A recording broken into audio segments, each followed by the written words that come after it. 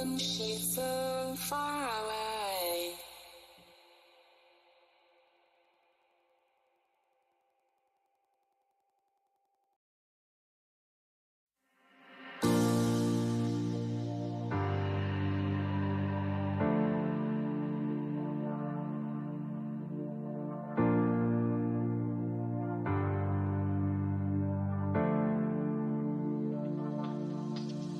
When the downtown lights start to come out at night, we go insane, we go insane. And when I arrive, I start to lose my mind. I go insane, I go insane. Cause they told me you take too much. Yeah, I sure do, so I can feel that now. If they only knew how this was, yeah, they would too, just to feel that now. Cause I ain't got no friends, I ain't got nobody. All I got ahead is a moonlit thought.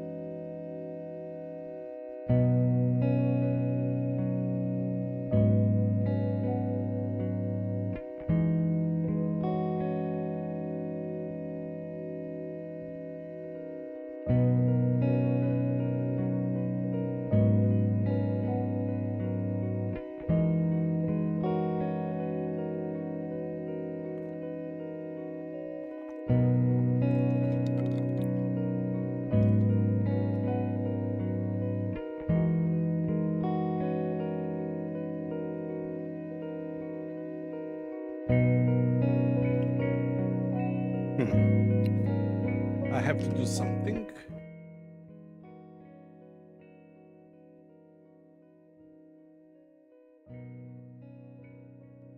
Just give me a second. The music is, I don't know even if you can hear it. Okay. It's called Pro YouTuber. It's just, sorry, too hot and my brain is not working as it should. So, hi everybody. Today we do not have a usual sponsor. This time we are drinking this. I was considering to get a beer, but since it's too hot, it probably would go directly into my head and I would probably say something that I shouldn't say. I tried once doing a stream with a beer and it didn't end up well. That stream was pulled from the net and I never, it was deleted. So nice seeing everybody. Johnny, nice seeing you. Andrea, hi. Mark did a great video on the tags. Definitely, this stream is sponsored by the channel members, and you. Hey, Rasby, Teme, and Pedro was here. Not sure if still here or not. I almost prepared. Just give me a second. So I really would like to thank Pedro's. He's been a channel member on YouTube for 24 months. But also Ed Williams, Mihai Popa, Richard Anand, and Johnny Bergal are approaching 2 years. So Johnny has been now channel member for 20 months. And thank you all. I did prepare. So how's everybody doing? I see that some of you guys in the EU were missed out on this heat wave. You just don't know what you're missing. Well, actually, you probably know what you're missing. Death by the heat. You don't remember that stream? Yeah.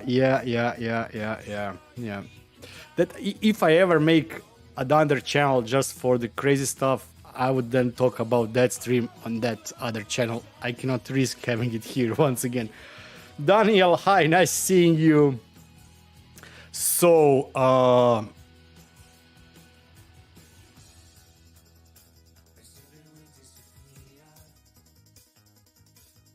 oh, yeah, nice. I have a bunch of stuff, couple of things on my desk. I don't like this song. By the way, if you don't like any song, just tell me. This one is just, I don't know if it's too loud in my earphones or not, but it's just like, next. I should make some kind of bot that allows you to control the music from the chat. I'm really planning to redo everything in regard to the streams, make it much better. But this is something. It will be 3 years for my channel in September. So there will be a couple of new things. One thing is, I cannot. I'm keeping this one. Hey Mario, thank you very much. Nice seeing you also here. So in Italy, I by accident found something, spent some euros on that, and I'm keeping it secret until the September for the anniversary of the channel. And I really do hope that this will be a fun idea. Yeah, you will see in September. So what also we will have at the end of the August. I'm still not sure if this will be something like the last. Oh, Johnny, VIP super chat. Yep. Thank you, Johnny. At the end of August, there will be one stream which, let's see how this works. It will not be officially sponsored by, but I will get a bunch of stuff to give away, couple of things to give away, and the only thing that you have to do is brainstorm idea. So there will be a question. We will be looking at your. Hey, Mattia, long time no see. So the baby is a little bit bigger and now you have more free time. Is it something like that? Yeah, I do not just look a little bit reddish. I did get a bit of color in the Italy. It was blazing hot. We went to Tuscany. We were there. We were in the Siena, Firenze, Montecatini, Lucca, and Pisa. And each day the temperatures were, I think the minimal temperature was 34 degrees. So we were like sightseeing at worst time possible. We always returned home because we were also with the dog, and dog stayed in a hotel. So we had to get back by 4 o'clock to take the dog out. So we were like sightseeing in the worst possible time. So yeah. Teme. Okay, so there will be one stream. I'm not sure about the date currently. It will be semi-sponsored, so this company will give devices. We will be talking, brainstorming a couple of ideas, and a couple of best ideas will win something from that company. I am also preparing a giveaway once again for my anniversary of the stream. By the looks of it, one of the things that will be given away on the stream, because yeah, this one here. So it's a bit yeah, NS Panel Pro. Couple of us, yeah, you know, I was really surprised to see that. So what was that? Something. So SwitchBot sent everything to everybody a couple of months ago or month ago for the launch of their sale event, and then the Shelly approached, and I really do like Shell devices. And so there is a Shelly Croatia. It's a local company, but they carry Shelly stuff, and they are allowed to use the Shelly Croatia name for the company, although the company name is not Shelly Croatia, it's like a store name. So I know those guys here. Hey Ocean, nice seeing you. So I had drink with those guys couple of, I think, months ago, and they mentioned a couple of new products. And I ended up receiving. They were also looking forward, and I was also looking forward to this Shelly humidity and temperature sensor. So yeah, there are better sensors for us that do home automation. For example, any Zigbee or Z-Wave battery powered device without display I would consider better because it has more frequent readings. But if I compare it, for example, to the Aqara ones that have display or the SwitchBot one, it's a pair with him. So those devices are very similar. I did like that they changed the USB port. It's now USB-C, which means that, yeah, they've moved from micro USB. I also like that they changed it from CR123A batteries to AA batteries. But it's heavy because it contains 4 batteries, so it's really heavy device. But I was for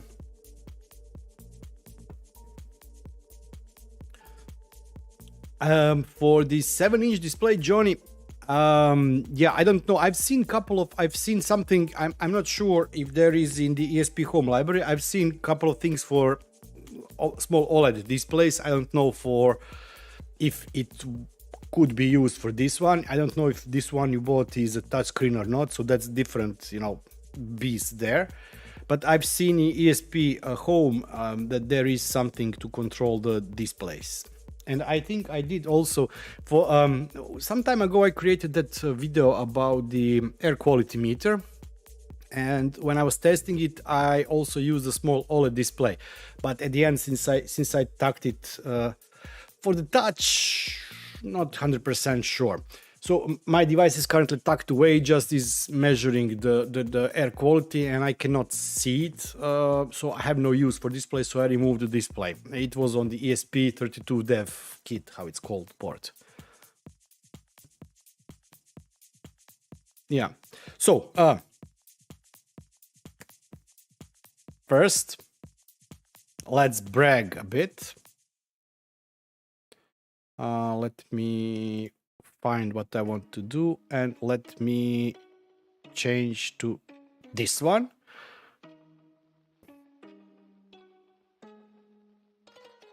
It's hot as hell currently. Current external temperature, it's just getting warmer and warmer. Currently, oh no, it's already falling down. So it's just 37.4 and 37 degrees. So it's much better. It's manageable.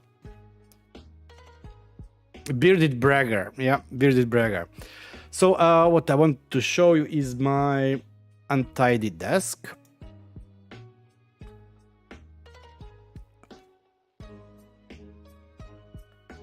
Okay, so what we have here.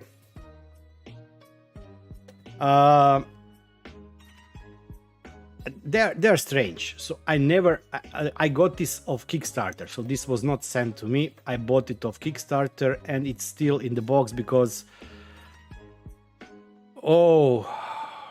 it's much, but it's also evening, isn't it? Or no, Ottawa. No, it's a day. It's morning.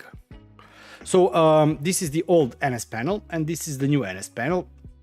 They were really strange. They say, okay, listen guys, this device will not be officially launched until August.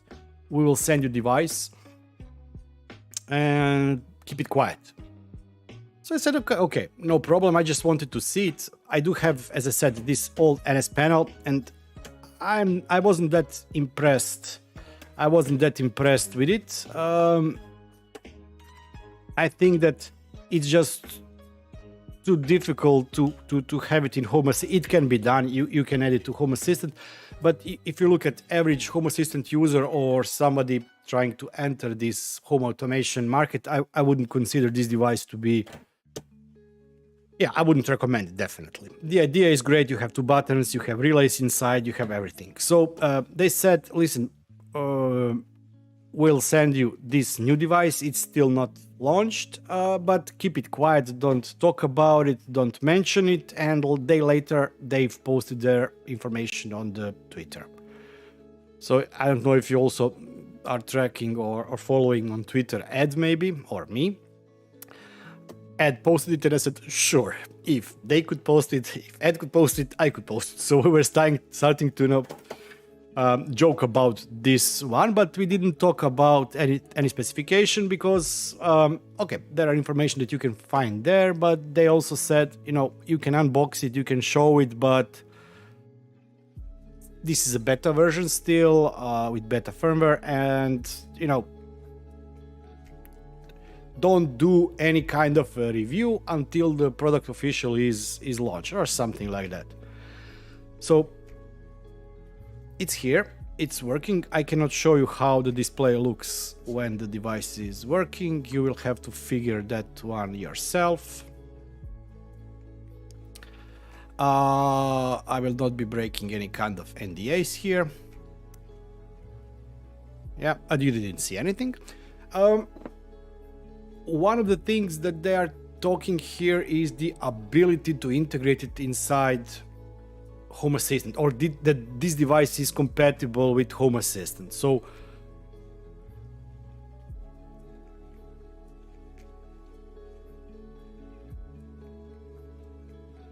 it is kinda sort of it. Let's go to my recording setup. And this is not breaking the NDA because this is the information from 2021. Okay, so just to be on the safe side. So what I will show you now is something that is publicly available. You can read about it on the internet, on their site. there is add-on for Home Assistant that's called eWeLink Smart Home, and what it does, it's very similar to the internal Home Assistant 2 integration. So you have Smart Life app, you create developer account on their website, and then use that to add devices here in the Home Assistant. eWeLink Smart Home add-on is, I think, something that they are developing or maintaining, or at least they are involved in this add-on. It's not standard add-on for Home Assistant, so you have to add the custom repository. As I said, everything is present on their website, so you can go there, search for the eWeLink Smart Home integration Home Assistant or add-on. You will find the official documentation, how to edit everything. So classical Home Assistant add-on, you know, you go here, you set up something. It's not been updated in a couple of weeks, but there is a development. The devs are responding to issues, etc. There is not that much configuration. Actually, there is nothing except the port, and it allows you to import in Home Assistant all the devices that you have in the eWeLink app. Unfortunately, I don't like those apps. The only app that I have on my phone that I wouldn't say use, but well, actually sometimes I use, it's a switchbot app, because I have one camera in the switchbot app, the other camera in the Tuya app. So Tuya app is integrated Home Assistant, switchbot one isn't. I also have my remote in the switchbot configured. I still haven't imported this in Home Assistant via the API, so let's call it, I use it maybe once every 2 weeks, but I have that app because of the Tuya, because of the Tuya app I had to install Tuya app.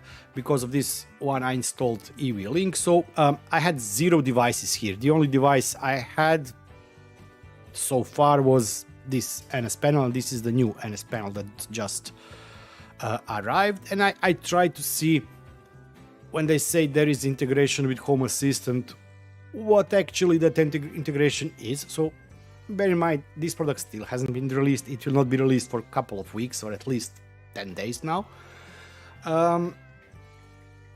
Yeah, I wasn't able to do anything. So all the devices that I synchronized, so these are devices that my recording setup has. If I want to add device, I just, for example, tick it here.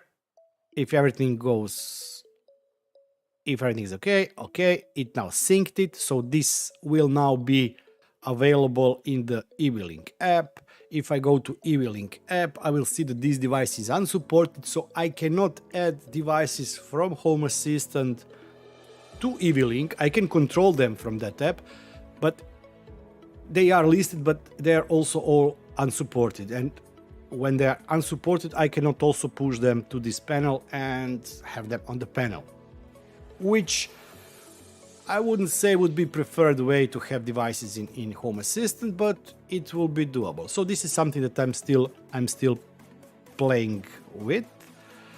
I don't know. Yeah, I'm really not sure. As I said, this one is still in the box. So I'll probably be giving away both of those devices on the anniversary stream in the September. What I have next is something that's completely not related to the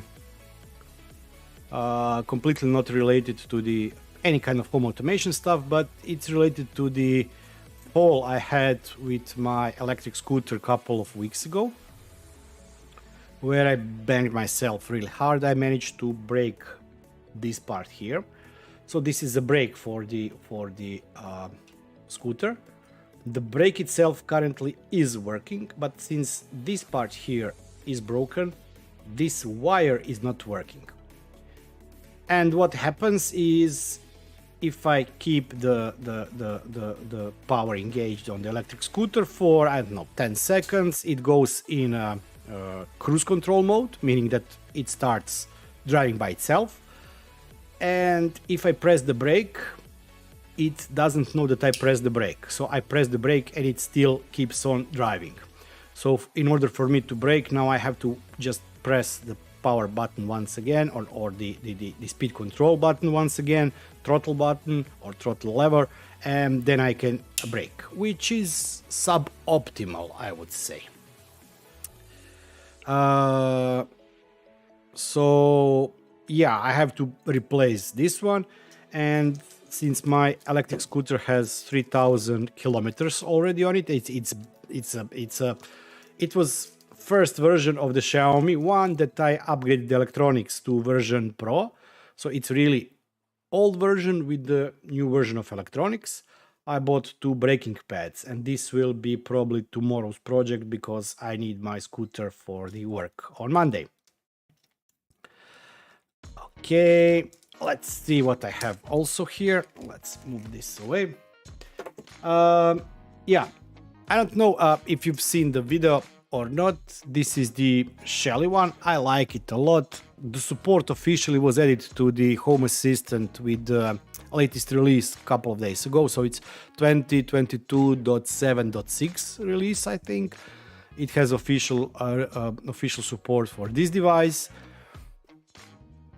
A day or two before the device was launched, as I had it in my hands, I also talked with the guy that is maintaining and has created the Shelly Discovery script for Generation 1 and Generation 2. But he also got the device and he already prepared updates, so he released it on the same day the device was released. But I don't still have it in Home Assistant. I have everything except temperature and humidity. So yeah, I have to play a bit with this one, but I had so many things to do this week that I just haven't had time to properly play with this one. Then, oh, my 3D printer. I don't know if Pedro is still here, so I broke something on my printer. ERCF or Enraged Rabbit Carrot Feeder. I broke the mainboard when I was flashing it. Then I had to disable it. Then I tried to repair the board. What happened? The board was corrupted. The firmware on the board was corrupted, so I couldn't update the clipper on the Arduino or SEED device. And it was so painful to program it that I decided to order a new board. So the new board arrived, I think, on Thursday. I replaced the board, checked everything is working. Now, once again, my both printer and Enraged Rabbit Carrot Feeder are working. And by the way, this happened at the last step of configuration for the Enraged Rabbit Carrot Feeder. So while everything is configured, everything is done, I couldn't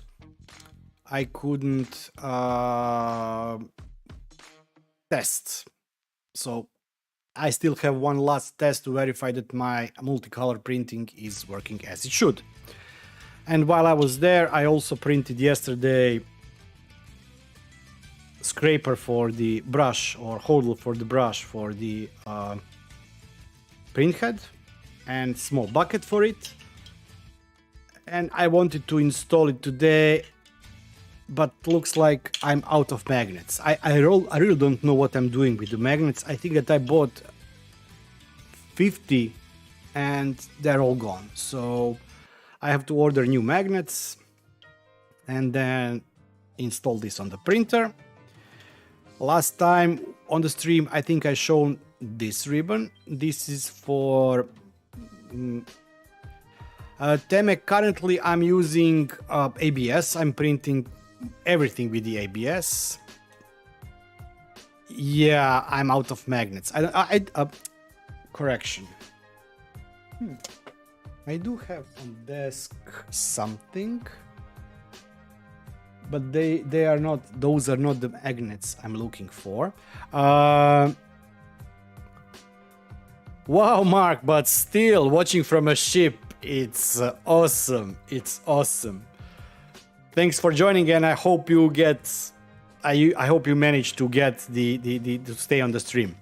So 6x3 magnets, I'm out of them. I think in the last 6 months, I bought over 400 various type of magnets, but I'm out of these ones. This I showed on last stream, which looks like the classical IDE disk drive, IDE disk drive cable, but it's actually cable to how it's called, cable for the Raspberry Pi. So just a second.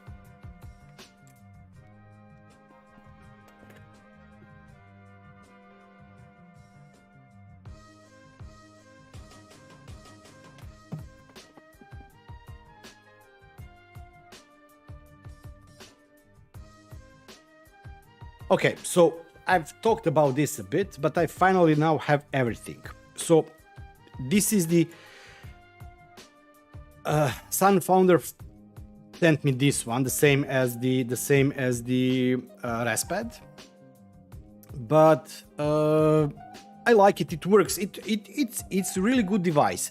But you know, I really tried to see if this can be used for something else. So I managed to get my hands on the Raspberry Pi W0, and my idea is to remove the backend, remove this Raspberry Pi 4 here, and then use those cables to move away everything. So this is the HDMI cable for the Raspberry Pi, this is the USB cable, this is the pins, and I want to be able to have, you know, screen here and dangling Raspberry Pi 0W somewhere else, and also to see if it can handle then supervised version of Home Assistant. So this will not be running anything, this will not be just the web interface for Home Assistant, it should run everything there, and to see if it's possible to install this in the wall or something like that. By moving all those devices from here somewhere else, you get smaller depth needed to install this on the wall. Hey Ed, I mentioned you previously. Nice seeing you here. By the way, I don't know if anybody's seen, Ed has started streaming, and we just had in the background chat about it. Don't forget to subscribe to him if you still haven't. He will have regular streams, I think, from now on, something like that. So I got everything, but unfortunately this is something that I will not be able to play with before I return from the vacation, because I'm still here. I'm here just the next week. Then once again I'm going for a 1 week vacation. We usually, my company is, I wouldn't say it force it, but trying to get people to take at least, okay, they're trying to push people for 3 week vacation each year, to be, you know, 1 week after the other, so full 3 weeks of vacation. I usually go 2 weeks, then 1 week, who knows, later or something like that. This year we decided to split it, so we were, a few days ago we were on a 1 week vacation, and in 7 days or next weekend we are going to another 7-day vacation. So unfortunately I will not be tackling this before I return from the vacation. I also went to IKEA today and got me this shortcut. I did edit to Home Assistant. I had issues with it. It's really strange. I don't know if anybody is using this IKEA shortcut. Let me change to my main setup. Main setup, I said main setup. Where is it? It's here. Well, let's switch it to, yeah, my brain is not that good today. So this is my main setup. Okay. I did edit. Okay, let's sort it like this. So here it is. It's officially supported. I had issues with adding it to the Home Assistant. This is one of the devices I really wasn't expecting that you need to RTFM. So I ended up reading the manual for this one. It's strange. So I tried to add it, and instead of adding it, it would pull out various bulbs and attach it to that. So it was trying to add to group devices on itself. So the device wasn't bound to my Zigbee network, but it was detaching orally attached devices from the network. It's like, what's going on? Then I had issue of getting those devices that were attached to back to my original network. So I had to, it was just a pain for about half an hour. Then when I failed for the, I don't know, fourth or fifth time, I opened the manual and seen that it requires you to pair it to coordinator. So it has to be not close to the router, but it has to be close to the coordinator. So yeah, I've added it. My idea is to create this like when I start stream, some kind of notification for people in the apartment to know that I'm streaming. I also have here this Shelly button, which is used just to control the lights for the, yeah, turn on, okay, lights for the desk. Although I have also everything on the Stream Deck, but we don't use Stream Deck for streaming. We use Stream Deck to control Home Assistant, is it? It was really fun. I don't know if you've seen Aaron from Make It Work bought it, I think a week ago or something, and you were talking, oh, it's a great device, you can, you know, control your lights, control everything, and I think after a couple of tweets I posted, but you can also use it for streams too, yeah. Yeah, I said, Johnny, it was really strange. I wasn't expecting it to be able, I don't know how device can pull other device from the network, because in the Zigbee2MQTT I received message device detached from the network, which means that this scene button was somehow able to tell the device it was trying to bind to, you know, forget everything, you know, come join my network, something like that. So it was really strange. Okay, one thing that I want to do also today on the stream is I did video on this one. So this is the son of Zigbee 3.0 USB-B version, I think, for Plus. And yesterday, yesterday when I received this NS panel, I also received the newer version of this son of stick. It's not using CC26 whatever anymore. It's using that one Silicon Labs chip. Let's open.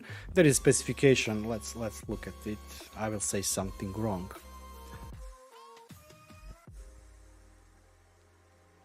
Mute button. Okay.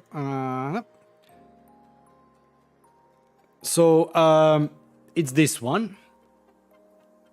Come on, where is the difference?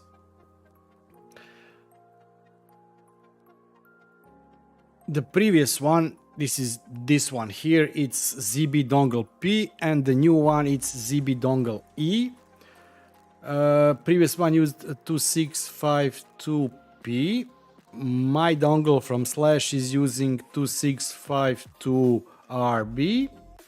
No, this one not. It's I know that already people bought it. It's available to purchase, so don't worry. And we already spilled all the beans about the NS Panel Plus, so there isn't anything there. Yeah.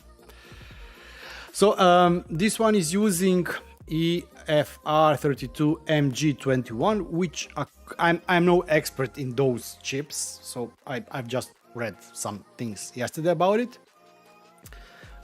It's not the latest one from the Silicon Labs, but it is a newer generation of whatever.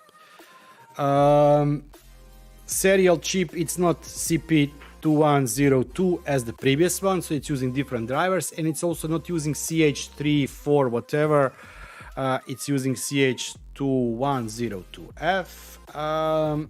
It has higher output gain, it has a softer flow control, and it's shorter. It comes pre-flashed. I've checked the Zigbee2MQTT documentation alpha support for it was added last year because devices started popping up for the Zigbee for those devices with this chipset started showing up last year. So there is a already 1 year old alpha or whatever version of the supporting Zigbee2MQTT, but I was once again surprised on this one here. No. Oh, maximum direct children 32 and maximum children no limit on firmware depends on platforms.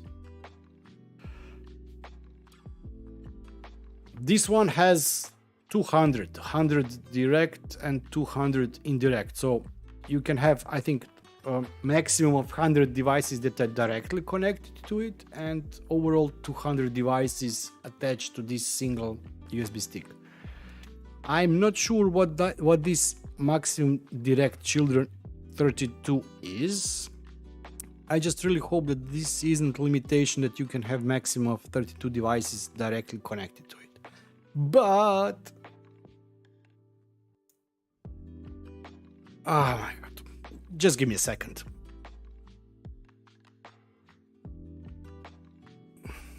Oh, I don't need to log in it automatically. Yeah, okay. I'm a bit scared about what happened here, if I may say so. So we go to virtual machine. I've already connected to the new new stick to the Synology. We just have to go here, actions, edit, others, mount this one. This is a plus V2 version, so the original was just plus version. Press OK. It will be now automatically added to the Home Assistant. Hardware. Where is hardware? I always forget. System. Hardware. All hardware.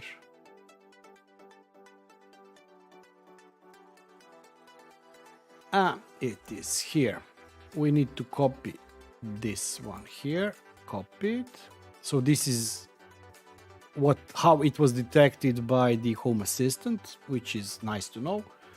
Then we need to go to settings, add-ons, Zigbee2MQTT. Actually, we don't. We can go. Let's see if it's working with ZHA. Let's leave on the edge, okay? Let's go to the settings, integrations, add integration, ZHA. Let's see if the stick is working with the ZHA.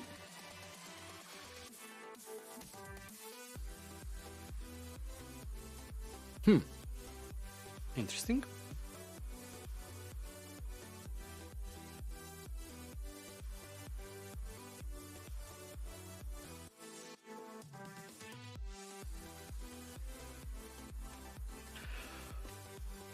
Yes, submit.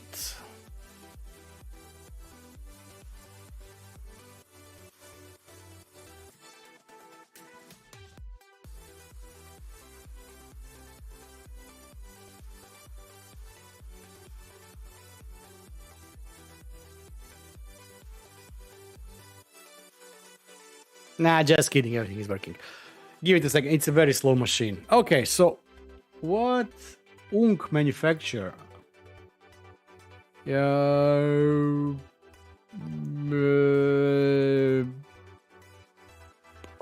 Okay. Finish. Okay, so here it is. Let me open my magic draw and I will once again, what will be used?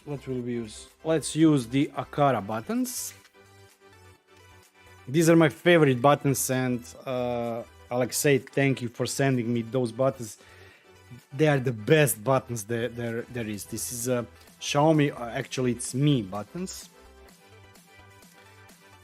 Let me open it up and start the pairing process.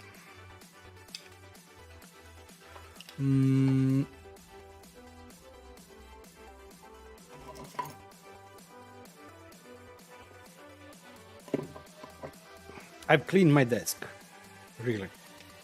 Not this year, but I did clean it.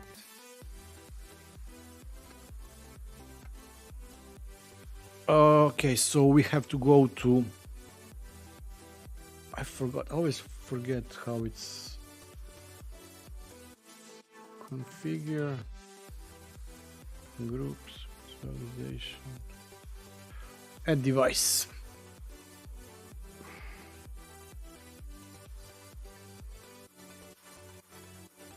Yeah, 3, 4, 5, 6. It's in pairing mode. Nice. That's it. Come on, finish the pairing process.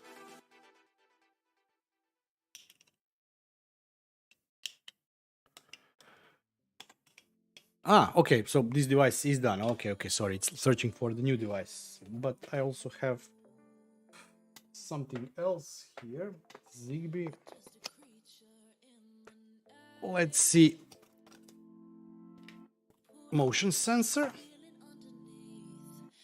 I think I changed 1, 2, 3, 4, 5, 6, 7, 8, 9, 10. It's pairing.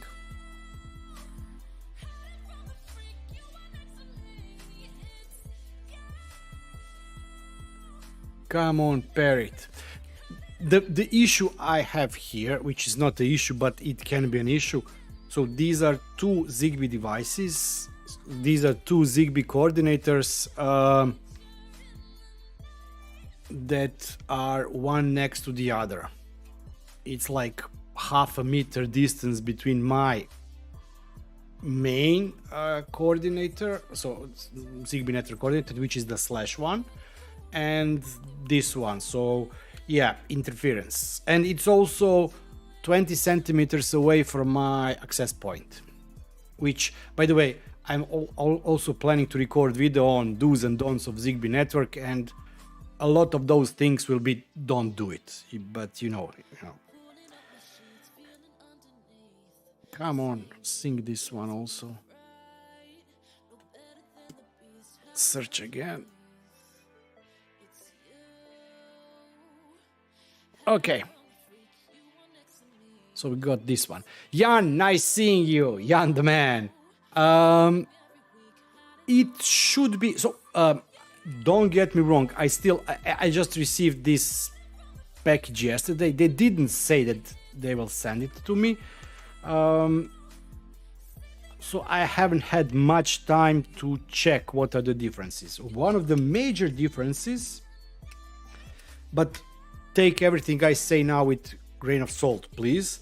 One of the biggest differences is that this is a true this is a true Zigbee 3.0 device, and some people reported that they had issues when pairing devices that were not Zigbee 3.0.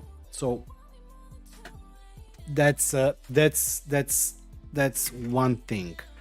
I have to confirm that I didn't see, and also these are two devices that I ever tried to pair to this new stick.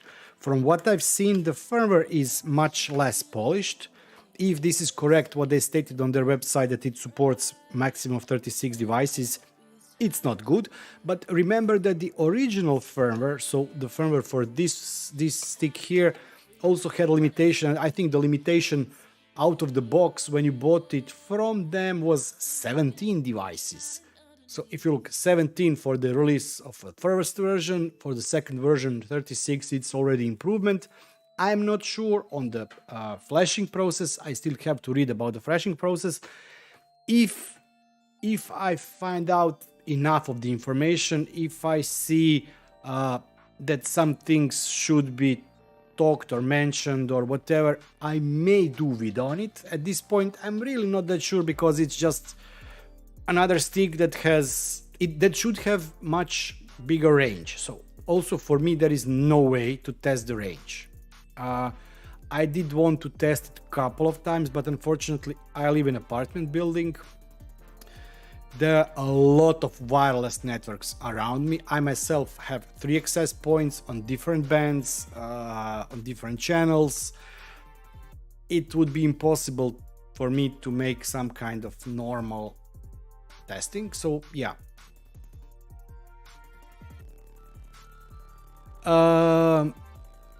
Ed, there is always a limitation for the hop network size. So you have to be careful with that one. I'm not sure what this one is. I'm not sure if it is. Usually it's double the size. So for example, for the slash, it's 100 direct connections and 200 maximum connections. If it's 36 connections direct, then it could be around 72 total connections, which is still okay. I have currently 54 devices on my Zigbee network, but there are a lot of people that already have 100 plus devices. And yes, this one, but also the new one, can be flashed with the router firmware, so you can also use the stick to expand your network. So, but as I said, somebody asked me somewhere. I think, I don't know if it was on the Discord server or if it was on the Twitter. Somebody did ask about this newer version. I've not seen it previously, but yeah. Okay. So yeah, let's kill this. Let's kill this. Let's kill this completely. And let's test Zigbee2MQTT.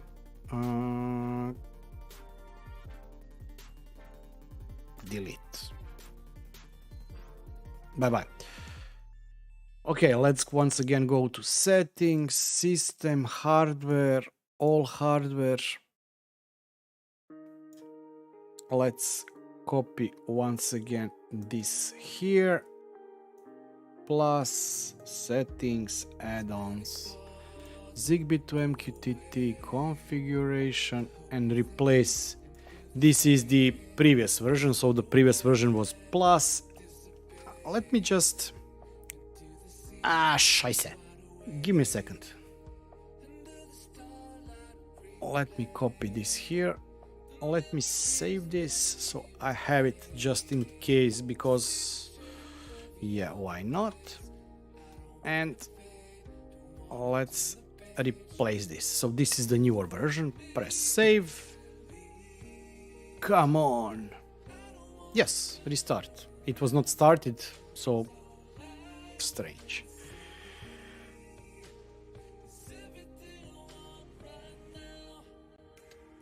All the ice melted. Oh my god.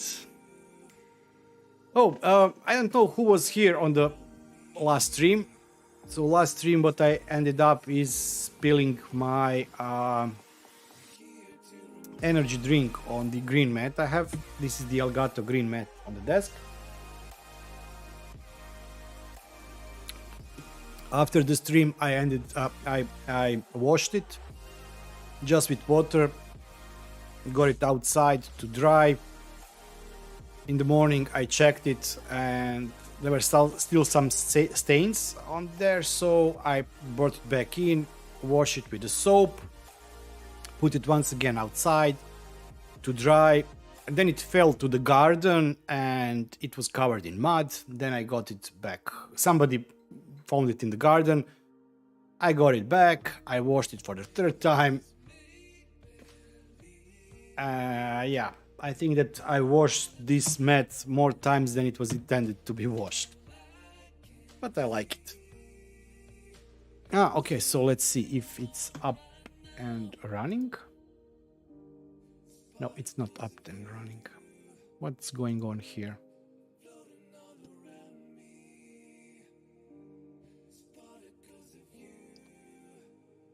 Something like that. No, it's so synthetic that it even doesn't shrink. So, oh, nice. Error while handling Zigbee Hertzman. Failed to start Zigbee. Check. Blah blah blah blah blah. Error failed to connect to adapter. Nice. So it looks like it's having issues with the. It's now. It's having issues. Okay.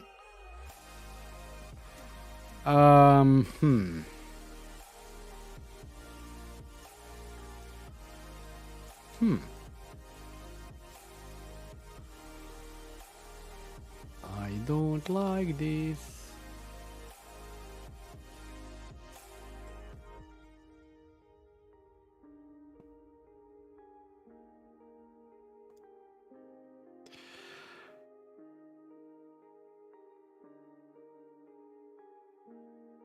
Node index.js is starting, so it should be up. Wrong. It should be up. It should be up. Oh my god. It's still not up.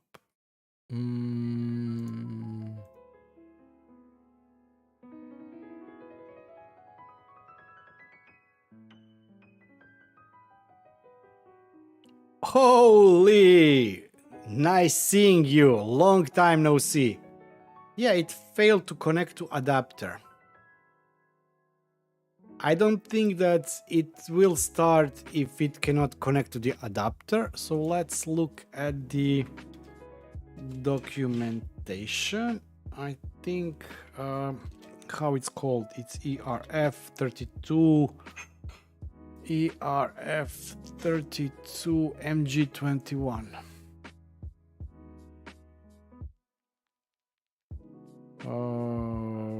Must include. Nope. I know that I've seen it. Supported devices. Yeah, it's been a long time. By the way, I really loved your stream with Alexei and let me just. Okay, I think this is the one.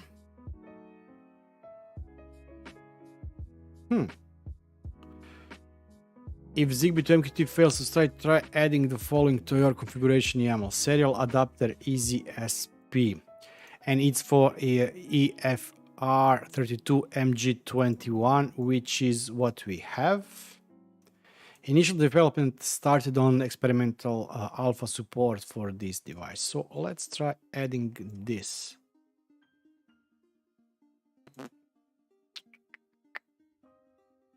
Let's see. Yeah, and of course, everything has changed here. So how do we add it to the...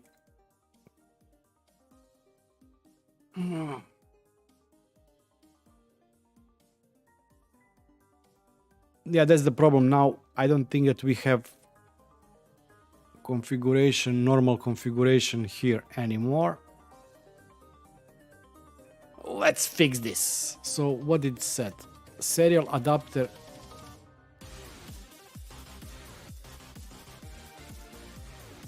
It doesn't say where to edit. Let's edit anywhere. Let's try and edit here. Come on, serial. What was it? Almost kicked the glass here. Adapter. What? I want to copy this. Save. Restart add-on.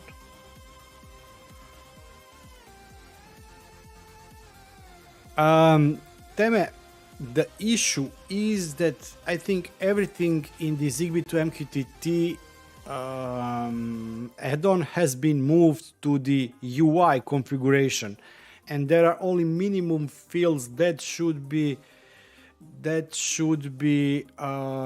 minimum fields that should be used for the configuration of Zigbee2MQTT. But here is the issue, because if you cannot start Zigbee2MQTT, you cannot go to the UI to configure some stuff, which is really annoying. I'm not sure if I was able to convey my thoughts. Let me change to my main setup and show you also my main setup. This is not my main setup.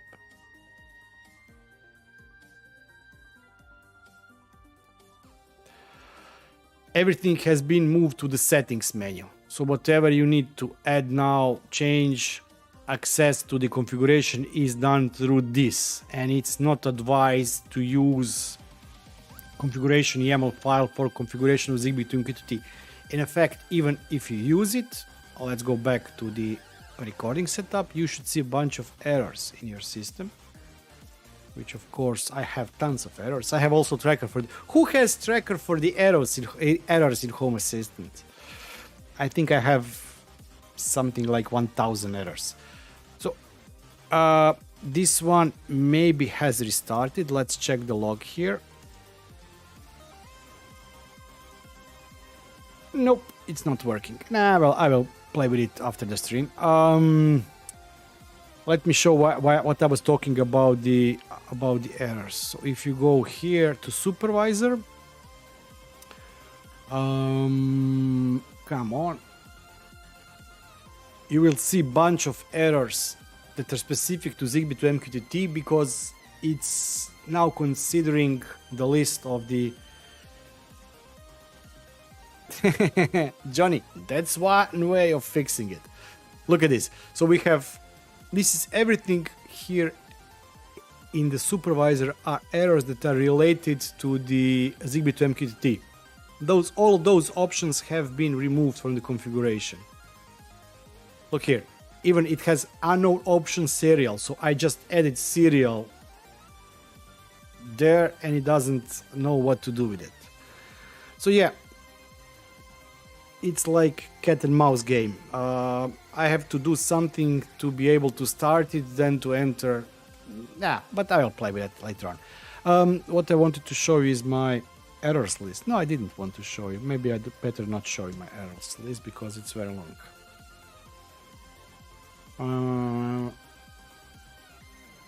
I don't like this song. It's like, go away. Oh, it ended. Sorry. My main setup. Let's go to where is it? Overview. Beta.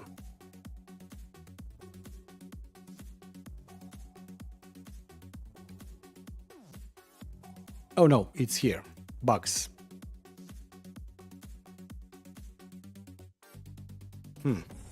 How can I show this and kill this? Let me... I know. I currently have 15,800 warnings and 6,759 errors. Huh? Beat that if you can.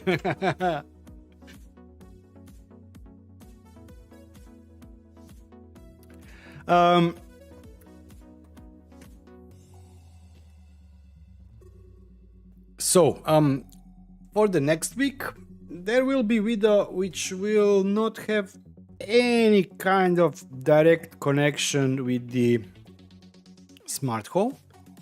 Not direct connection with the smart home. I really do hope that it will be fun. This is the video I promised to record almost a year ago. I think it was November or September, October or November last year when I promised I will do that video. When I mentioned I will do that video, I started recording or working on that video in December last year, and I simply couldn't get enough time to do it how I wanted. It didn't convey the message that I wanted it to convey, so I will do it over this weekend and on Monday record it. It's a bit different. I'm also having a guest in the video, and as I said, I'm really hoping that it will be fun video. Why I'm saying that? The plan for the last week was not to do Shelly videos. The Shelly videos were a last minute change of plans. And by the way, I really like, and I was really happy that I was able to release the video much sooner for the channel members. So channel members usually get 24 hours plus preview of the video that will be released. But the catch was that I was waiting for the video release for the Shell devices. I had to wait until the Shell event. So I was releasing videos. First video was released as soon as it was announced by the Shelly team. So it was not just a pre-release, it was also really preview for the channel members for the devices that were not officially released. So I'm really happy about that. I really hope to have the ability to do that also in the future. Just to say all of you guys, thank you once again. And by the way, don't forget to hit the like button. I'm terrible at this. I should create some kind of script that I... Do I have something on the stream desk where I can beg for the nah, I have a like button. Let me press this. Oh no, I have liked and it automatically changes the playlist. Now let's start this playlist. It's called Chilled. So yeah, don't forget to hit the like button and subscribe button and things like that. So yeah, thank you all guys for all of the support and everything. And have fun. We'll be chatting in the Discord probably later. So as I said, the next week's video will be something that doesn't on the first look like it has anything to do with the home assistant or home automation or whatever, but at the end it does have, just not directly. Week after that I will be on the vacation, but I will probably make new video before that and release it on the Saturday, and that Saturday is the release date for new home assistant. So I presume that this video will be on the beta version, or it will be recording on the beta version about the new release of Home Assistant. Next week, we creators have a call with the devs to see what's new, to go through the changes and everything. So I will have more info on the day of the beta release, and maybe I will be able to manage to record that video. If I do not make that video, I probably will not be releasing video that week. And when I return from my vacation, then I'll have video out that was supposed to be the video last week. By the way, I don't think that I've ever showed you this one here. It's my completely different system. So this system doesn't have anything on it, but what it does have, it has permanent location for the ADSB feeder, and I really like going there. Since I moved it to the new location, it now has much higher range, but also because of the location of the antenna, you do not get any aircraft in this area here. So it can show here everything up to the Hungary and Serbia, but all the aircrafts on this left side are blocked. It's on the outside on the balcony, and the house is behind it. So everything in front of the balcony can be seen by the sensor, but not there. And this is the system that will host permanently my solar weather station. This one had lacrosse previously, but I removed it because I had issues with it. It doesn't have, I think there is only one device that's here, so just weather, information about the Raspberry Pi. This one is running on the Raspberry Pi SD card, 3rd year now. It has small Synology machine which is overloaded constantly. It has a couple of cameras. It has information about the potential solar production because it doesn't have any solar cells, and it will also host my solar weather station.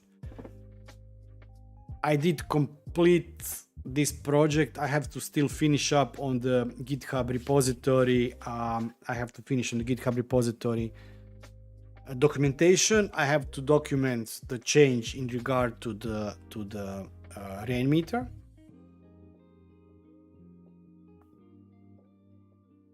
Mark, I still wouldn't recommend going there.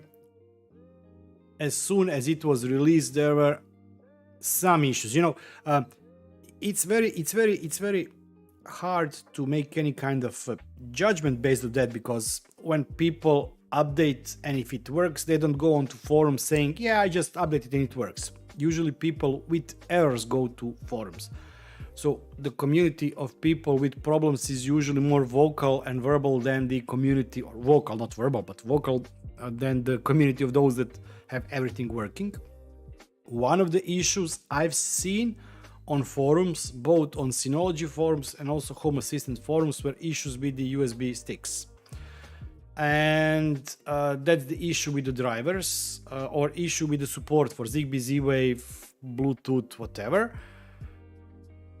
I think that everything was resolved and that the only issue there was the permission issue, because each time each restart of the Synology, it now changes some permissions. So if you had any script running as a task on a startup, you would need to change that script to include some permission changes.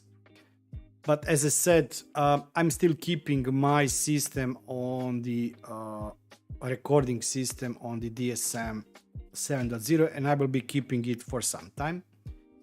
I was planning to push my main system finally to DSM 7, but since by default it would now go to 7.1, I'm not sure that I will be pushing it. Still, I just want to have more information on the forums to read. As you said, there is no downgrade. My systems are large, they have 8-9 terabytes of data, and backups are not easy. Even if I do backups, it takes time to roll everything back, so I just don't want to risk it there. I hope that it helped you with the answer. I know that it wasn't that clear of an answer, but I hope that it helped. Yeah.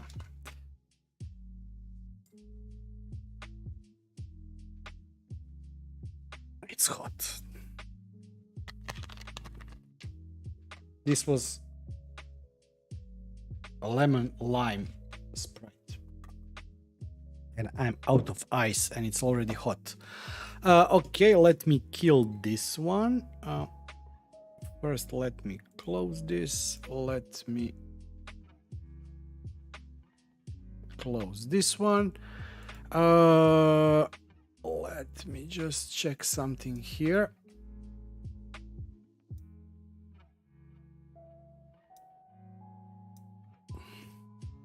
Okay, let's change to this screen here. So as I mentioned, this is my solar weather station. I recorded video. I mentioned it dozens of times already. It's been working flawlessly now, so I have everything that's needed. This data here is something that usually you wouldn't need. I just keep it as a more info or debug info. We have temperature, humidity, pressure, temperature for the weather station itself, lux, wind speed meter, wind heading, direction, and battery level. These are the things here. And I also, as I said,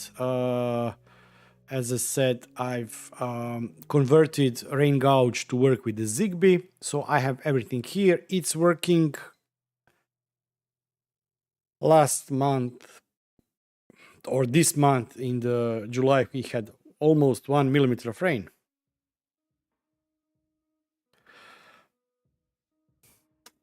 But Johnny, you should be able to fix that easily. Free touch deck. I never ever finished my free touch deck. There are a couple of projects here on the desk that I have to see what I'll be doing. I'm still very sad for the metriful sensor, which I really hope that gets picked up, which was really awesome board for the home air quality, air whatever. I backed it on Kickstarter, I got it, everything was working fine, but I think that the company just went, or the people supporting it just failed. There were no changes to the code. They don't want to merge the changes. A lot of people have made some, improvements in the code. They are not accepting any pull request. I'm not sure what happened. I don't know if anybody remembers the stream where we were building this device. I still have the other one in the box. I've printed the new box for this one, so I have to change that one. What else do I have? My thermal printer, I haven't touched the code in the last year. Oh, if it doesn't show as a serial, yeah, that's an issue. That's an issue.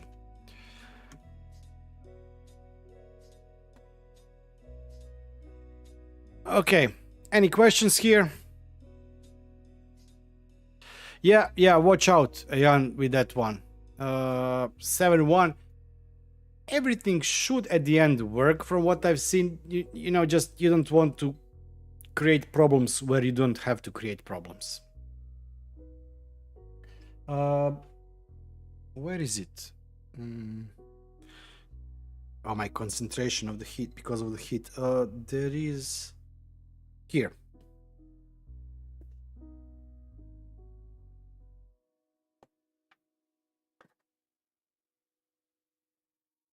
Zitic, just a second.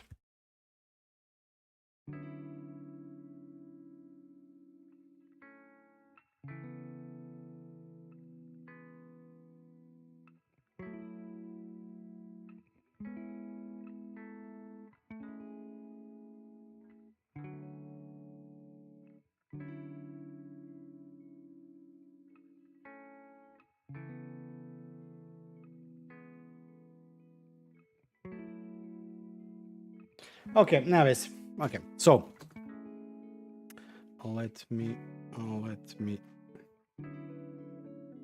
just clean things up here, and I'll open this one here. Everything is sticking. So I mentioned this previously when we are already talking about setting in bootloader. Nice, Johnny. Yeah.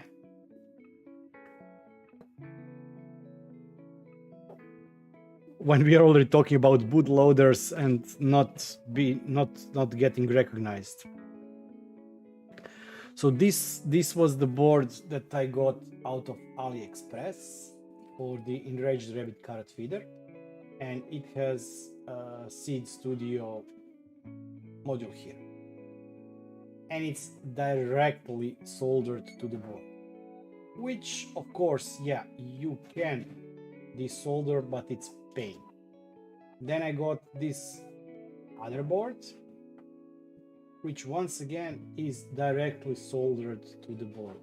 I don't know why people don't use the header pins or sockets so you can just pull it out. The problem with this one is that when I was programming it, I was like hurrying up, and what I did is I was copying the command, and I copied the command, full command, moved the cursor up to the middle of that command, somehow deleted the end of the command, and pressed enter. So it's like now. Copy, paste something, enter, and it sent half of the command to reprogram Clipper to this one. And it bricked it. Documentation for this one is really great. In order for you to program it, you have to desolder it from the board. On the bottom side of the board, there are 2 pins that you have to connect. I think 2 pins on the bottom side plus 3 pins here. And program it, remove everything, and return it back on the board. So that's why I never even bothered fixing the bootloader on this one. Instead, I just, bought the new one. But also what's Johnny probably knows a lot about it in his projects. If you look at the difference in the components, this is the Chinese version. So this is open source board. Anybody can make it. You can download the open source, even it is allowed to create boards based on this open source. So anybody who wants can order the blank boards, components, and you can sell it. But if you look at the difference in the components, these here are the ones from the Spain. Yeah, this one is from the Spain. This is original board. Check the heat sink on the Chinese version, and this one on the Spanish version. What exactly were you looking for, Teme?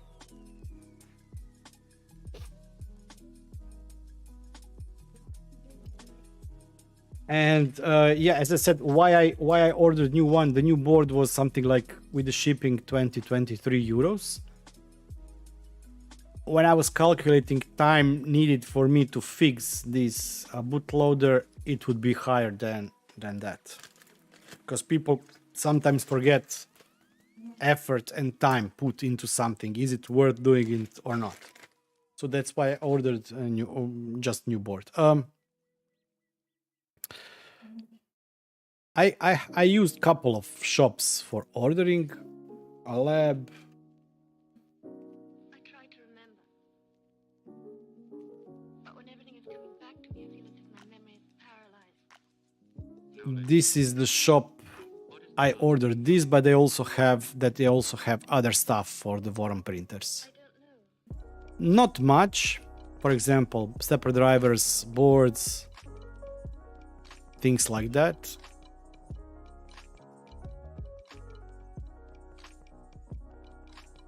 Voron clipper expander.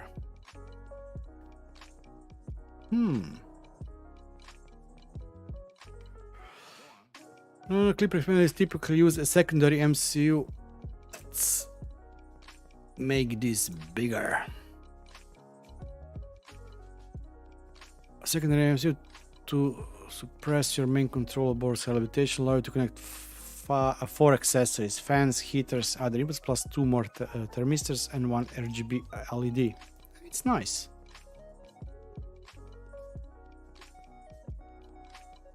It's nice. Let's see what else they have. Clicky Voron switch wire. He has magnets. I don't have this one. Oh, look at the magnets. I want it. 16 pieces. This is clicky probe for Voron switch wire. I think the Voron switch wire has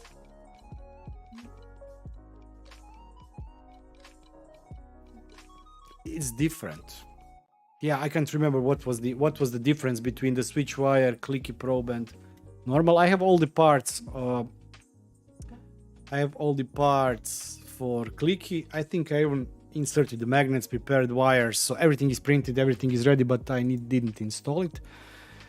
I really want to install this first because it does at the end improve. It does improve printing. Yeah, I really missed. I didn't print anything for a long time because I was waiting for this board. I even have replacement parts for the stealth burner. But yeah, I will not be doing anything with that probably before the vacation, because it's vacation time. When are you guys going on a vacation?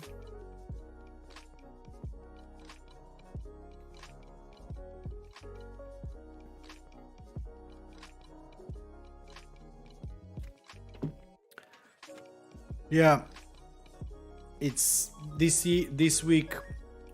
A lot of my colleagues went on a vacation this Friday.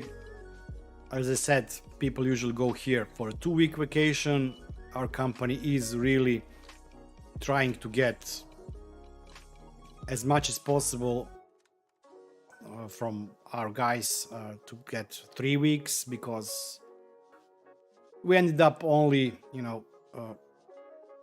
clearing our mind after 2 weeks of doing nothing. Although, yeah, I wouldn't say that we are not doing anything, but I think that my wife would really enjoy if I would have one full vacation without me working. Nice. Amsterdam. Nice, nice. Heading to Prague. Yeah, I've seen that one. Yep, you're going to Prague. Oh yeah, by the way, I will be posting this once again. I'm still working on a schedule. I did find a place for it. I know that a lot of you will not be able to be here, but I think that the local meetup here in the Croatia, which we will be making, will be on the Saturday 24th of September. The weather still should be very nice. It should be warm, but not this hot. We'll be probably grabbing a beer at pub in the center of the city. It has both indoors and outdoors place. So yeah, there will be a meetup. I will give more information when I finish everything preparing for that one. So it's 24th of September, Zagreb, Croatia, something. Oh, this is holiday. Yeah, but you're also going for a business in September to Prague, if I'm not mistaken. Because of this COVID, I don't travel for business anywhere. Not that I traveled that much in the last couple of years. Before COVID, I did travel, but mostly locally here, not in Croatia locally, but to neighboring countries. But for example, for a business trip to London, I haven't been in 3, 4, 5 years, something like that. Yeah, I do like traveling, although I have to admit that this last vacation,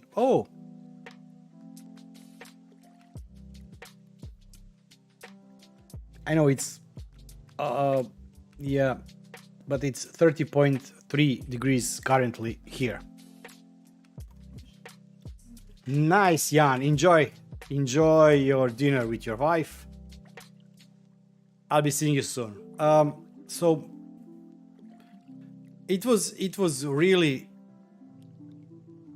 before we even went out, I know that my wife and my kids were really, one of my kids, not the older teenager, she's not happy with anything. She would like to go out with her boyfriend and friends, but it's okay for almost 18-year-old. What do you expect?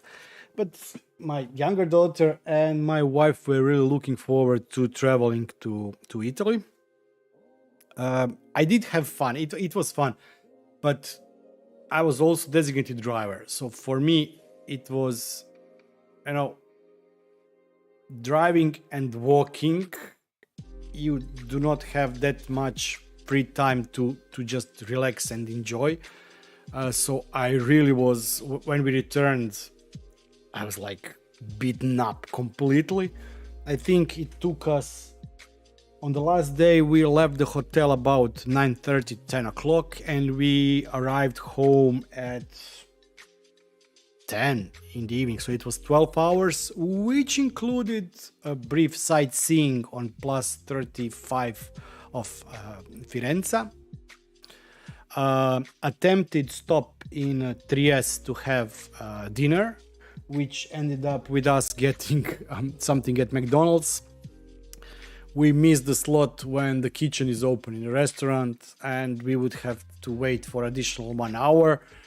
And it was just like so long there that we said, no, we are not going to wait for that one. So we sat in the car and just went to the McDonald's, ate what we had in the car while driving, and that's it. So yeah, it was, very long day. And when I arrived at Saturday and Sunday, I was just like, I'm not moving anywhere.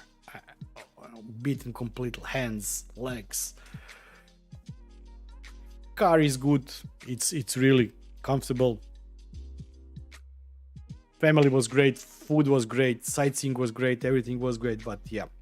So I'm really looking forward to the next week, not the first one, the next week when we are going on holiday, because I'm driving somewhere, and I don't intend of moving anywhere. Everything should be close by. I don't think that we will be going every day on some, you know, sightseeing, because there isn't that much to see. There are only a couple of, it's a small island with just a couple of places. If we booked correct, we should have everything nearby, so we can go everywhere on foot. And maybe we'll go for 1 or 2 days somewhere on some kind of, you know, sightseeing other parts of the island and things like that. So I'm really waiting forward to not moving much.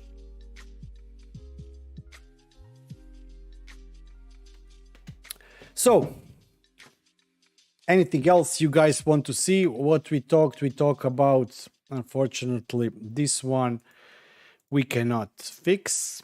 Yeah, I will have to see what can be done with this son of stick in the Zigbee2MQTT. I think that there is a newer version of firmware, but as I said, no, not this one. Where is it? I think that there is a newer version of the firmware, coordinator firmware. Reflash son of Zigbee bridge, dev board, something. Yeah, I have to look more closely to the documentation. Oh, this is one. Zigbee 3 dongle from ITAD based on blah blah. No, the board is missing EMF shielding, so signal reception has been shown to be very sensitive to interference. But yeah, you should once again use the extension cable.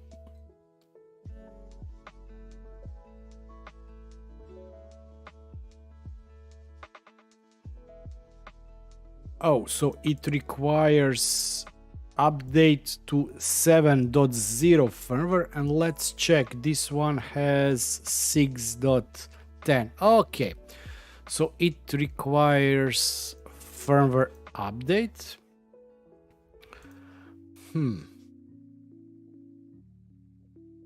So yeah, it should be understanding. Firmware can be updated with the utility or the Zigbee firmware updated by the rep.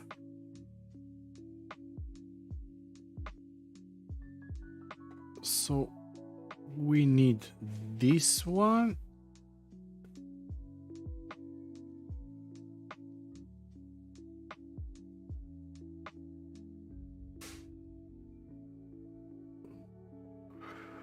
Okay, so it looks like you need to flash the newer version of the firmware to get this newer version of the son of stick working in the home. Zigbee2MQTT. Here comes new video.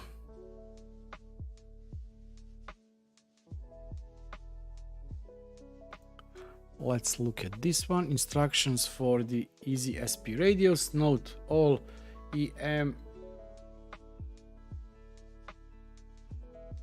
EM35X and EFR32MG1, and this one is EFR32MG21. Where was it? Okay, you are using a higher version of the then is not recommended in combination with ZHA. Nice. So using a higher version of Easy SP than 6.7.8.x, and this one has 6.10, is not recommended in the combination with ZHA. But when we tried adding it to the ZHA, it was no issue to add it, as there are new bugs with some old bugs not fixed. Furthermore, using this version does not any additional functionality to ZHA. So blah blah blah blah blah blah blah blah blah. Son of this son of bridge.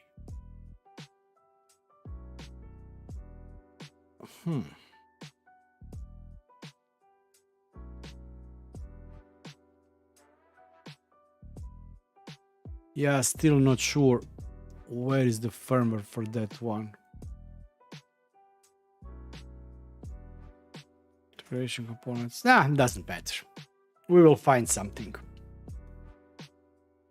So I'm not sure what are we doing. As I said, I have already this one, which works great. This is the first gen. I will definitely try and flash this newer version or the E version of the dongle, but maybe I will also be giving that one away when time comes.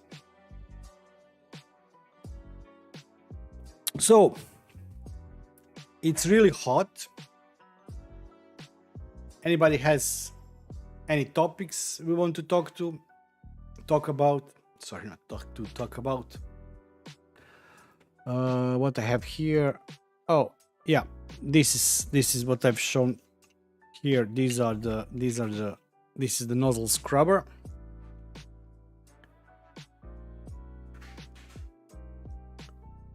It's used to automatically scrub the hot end and remove any debris there is on a hot end, because it also helps improve with the positioning of the nozzle, which is of course once again good for the printing quality. Okay. What else? Oh yeah, a funny thing happened. So I released last week 2 videos. One was about the Shelly Plus humidity and temperature meter. The other one was about the Shelly Motion 2. Funny thing is that evening Shelly Motion 1 sensor died. So yeah, at least I had a new one to replace. I'm not sure still what happened. I've searched the net. I didn't open any ticket. Maybe I should open ticket and see what can be done with it. What happened is that the sensor itself, the Shelly Motion 2, has that bulb part, which is also the cover for the motion sensor, and it turns red when it detects movement, and it also can flash the various colors if the sensor was tampered with. It's now in constant red light. I first noticed that it didn't turn on or off the kitchen lights, but it took me a couple of minutes to figure out that it's constantly red. It's not like flashing red or detecting motion red or warning red. It's constantly red. So what I tried is, the battery was around 60%, so I tried to charge the battery and see if anything can happen. I tried to access it via the web page, the internal web server. I couldn't. I tried resetting. Whatever I did, nothing happened. The only difference I've noticed was that the light was brighter when I tried to charge it, which is also okay because I'm providing higher current to it, and yeah. So that's not good, because I had that sensor I bought that sensor the day it was released, and I think it was released around February 2021 or something like that. I could probably find the invoice in the email, and it was not that cheap sensor. I think at the time it was around 60 euros or something like that. It was very expensive for the sensor for the motion. Yeah, I did get a new one to record video of it, but also my intention was maybe to give that new one to somebody. Now I cannot, because I didn't have sensor, so I had to replace it. The replacement itself was really okay. What I did is, in Home Assistant, I went and removed it from the list of Shelly devices. The new one was just after I removed all the devices associated with the previous one in Home Assistant in the integrations page. So here somewhere. After I did that, I just renamed, and then I just renamed and reused, the same sensors or use the same names. The only difference is that the first gen had name for the lux sensor was lux, and I think that this one has luminosity, so I just had to rename one sensor. Teme, I think that the reaction time is a bit faster.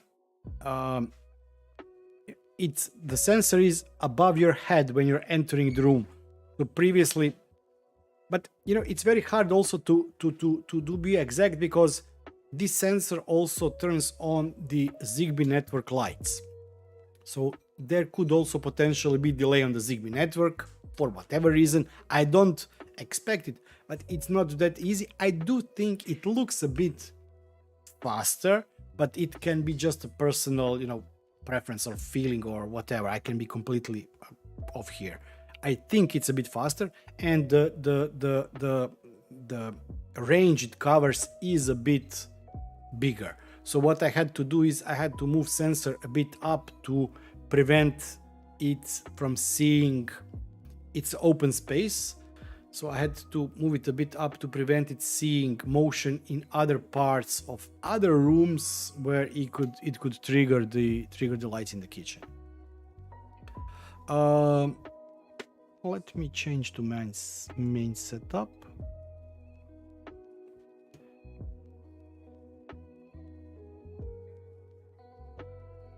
Where is it? Shell devices. It should be somewhere around here. So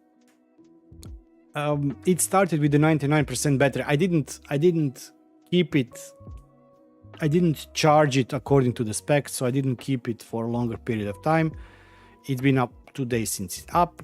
Vibration sensor is okay. Let's see. No, it doesn't. Okay, somebody entered just the kitchen. I didn't change the sensitivity. Previously, when I had the old sensor, if I kept the sensitivity at very sensitive or lower values, I think the lower, the more sensitive the sensor is, what can happen is that if somebody would walk, on the upper floor, it could detect that movement. So I had to a little bit increase it. So currently, yeah, this one is called now luminosity. It was previously called the lux. So this was the only change I had to do to replace the sensor and have it working instead of the old one. As I said on the video, this one still has the minimum time, blind time, 1 minute.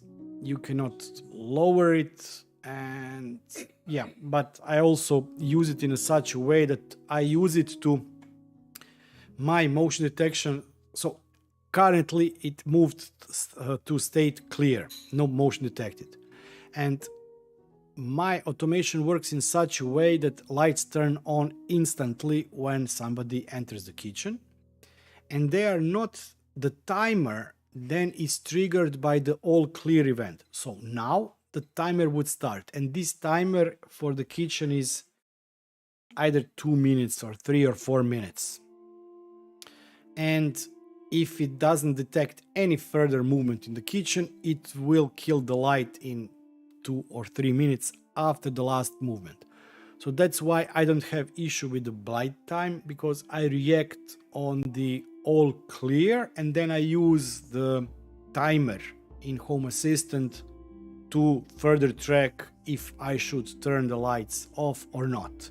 If there is an additional movement, the timer itself would be reset, and it would once again start when that movement stops. And as you can see, we have a lot of movement, and since this is a kitchen, that's why we have that longer period for the lights to work.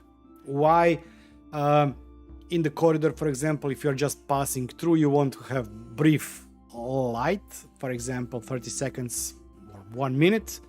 In the kitchen, usually when people go, they go grab something, you know, make a sandwich, cook something. So that's why it's working perfectly there. Yeah, and by the way, this is the humidity and Shelly Plus humidity and temperature sensor. I still only have over the air, and I still only have reboot here. I'm also having issues with the MQTT, but I have to play a bit more with the firmware. There are two types of firmware. There is a beta version of firmware, there is a pre-production version of firmware. So I have to see what change. I think that there is a newer beta which should work with this one here. And support, as I mentioned previously, was added. And I think I never mentioned at the end what video will I be recording when I get back. So let me show you what I'll do. Let's see here. No, once again we have to go, I think, to my main setup. Just give me a second.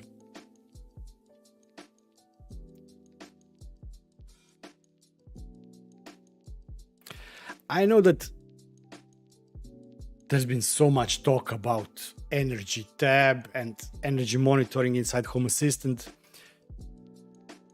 but I don't think that a lot of people know or use Power Calc. This is HACS component for the Home Assistant, and it's really awesome. What it allows you is, it allows you to track and monitor the energy use for any device in your home, even if it doesn't have internal power monitoring. So for example, these here, let's look at this one, for example, dining room lights. Dining room lights only has two lights. These are the IKEA light bulbs, one called left, the other one called right. And what this component does, it goes through the list of your entities. It then matches it up with the list of known devices. For each of those known devices, depending if it's just on and off type of light, so just work, no work, if it has brightness, if it has temperature, color temperature, or if it has color, it has table saying that, for example, if you have a cold white light at 35%, it is using that much power. In the idle, it is using this much power. So based on that, the data it has in the table, which was added by somebody else, and I added for the Elgato lights this information. It's watching the state of the light, and it knows, okay, this light is currently at 50%. It's warm light, and it's currently using that much power, which we can see. Where is it? Developer tools, states. I don't know if I pulled Elgato lights myself here. Elgato.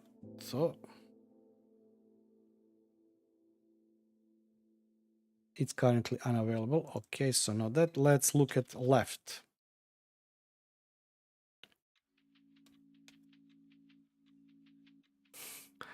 This here is the light. It's IKEA light bulb, and this power and also energy was added by this HACS component automatically. It is tracking how long the light is on, in what state it is on, and then it is calculating how much electricity it is using. And that can be used not just for the light bulbs. A lot of light bulbs already are loaded in the system, but you can use that for anything. You can use it for switches, you can use it for the air conditioning or for heating.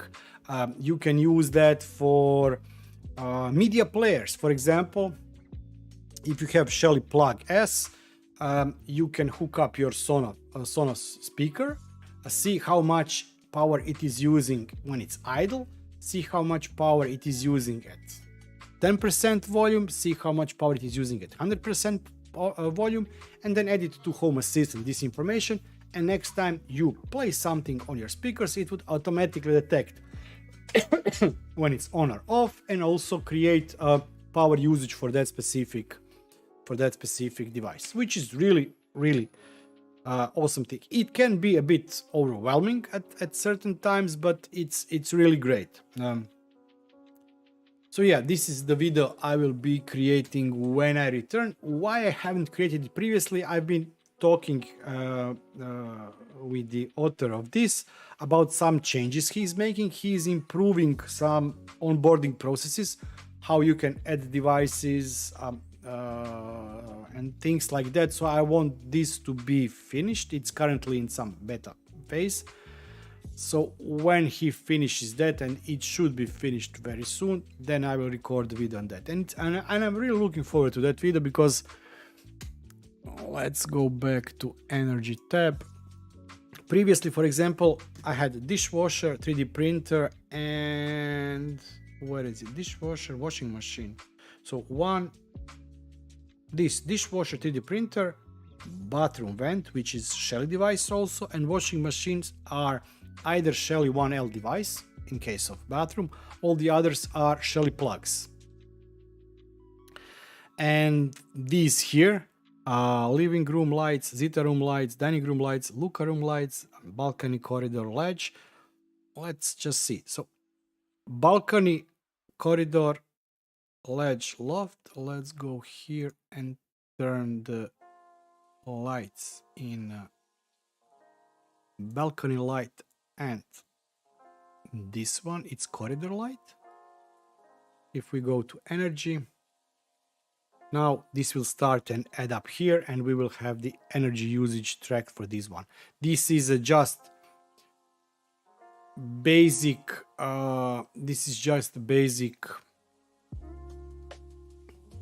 switch, but this one has tracking for the power. Ledge LED lights is tracked via the WLED component. It knows difference between the standard LEDs and WLEDs, and it can add up and calculate the usage, power usage for the ESP32 or ESP8266. So it's really nice. It's really nice. Loft lights, for example, tracks currently doesn't track these Elgato lights, but it tracks my stream. Where is it? Let me kill those two lights. Do you see stream somewhere here? Oh, stream desk. So this LED strip, it's been detected as WLED, and now it will be added to the power usage for this loft area. So yeah, it's pretty neat. It's pretty neat HACS component.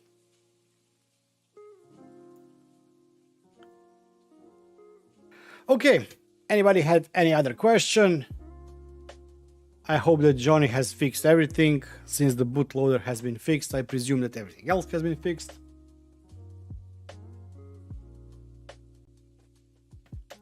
Then I really hope that did your devices already arrive from the Shelly?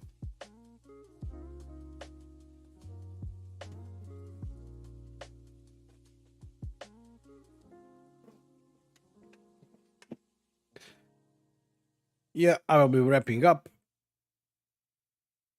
It's not working. Let me kill this. I don't think that ESP Home is liking or working with the touchscreen components. It does. On touch trigger. Yeah, you have to specify coordinates. So touchscreen component holds the base code for most touchscreen components available in ESP and is responsible for passing touches to binary sensitive touchscreen platform. So there you have it. You can try ESP Home instead of the OpenHasp.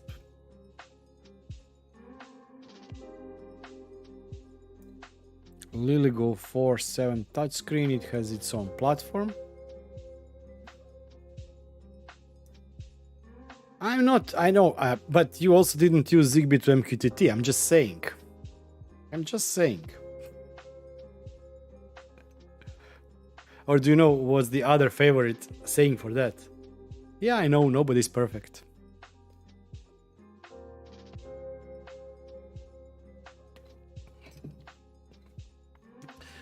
Okay, ladies and gents, thanks once again for joining the stream. And Johnny, once again, thank you for the super chat. Teme, same for the super chat. Thank you. And Mario, you too. I don't know when will be the... I know. I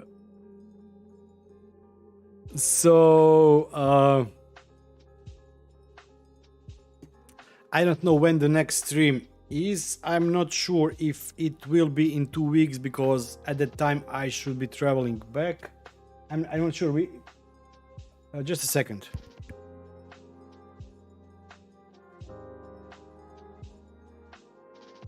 So yeah, I don't think that in 2 weeks there will be stream because I will be, if not still at the vacation, then traveling back, and we probably will be arriving later on. So yeah,